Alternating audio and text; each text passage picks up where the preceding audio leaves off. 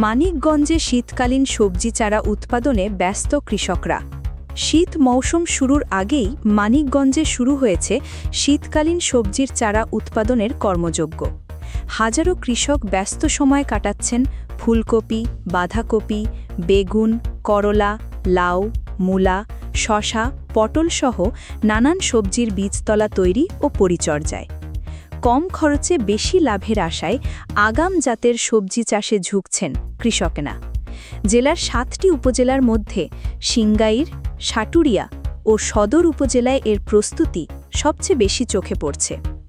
গত খরিফ ২ মৌসুমে মানিকগঞ্জ জেলায় ২,৬৭৬ হেক্টর জমিতে সবজি চাষ হয়েছিল। এতে উৎপাদন হয়েছিল ৫২,০০০ মেট্রিক টনেরও বেশি।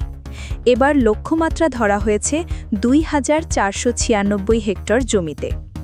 কৃষক আব্দুর রাজ্জাক বলেন, এবছর আমি ৮ বিঘা জমিতে ফুলকপি আর বাঁধাকপির আবাদ করার প্রস্তুতি নিচ্ছি।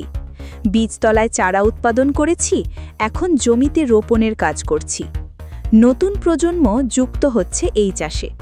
পড়াশোনার পাশাপাশি অনেকে জমিতে চারা উৎপাদন করছেন, নিচ্ছেন আধুনিক কৃষি পদ্ধতির সহায়তা। কৃষি সম্প্রসারণ অধিদপ্তরের উপপরিচালক ড.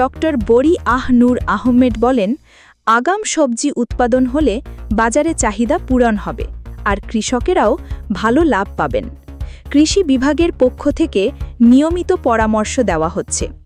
চাষির পরিশ্রমে মাঠ ভরে উঠছে নতুন সবুজে। শীত আসার আগেই এই সবজির চারা কৃষকের ঘরে এনে দেবে লাভের স্বপ্ন আর ভোক্তাদের জন্য যোগান দেবে তাজা সবজি।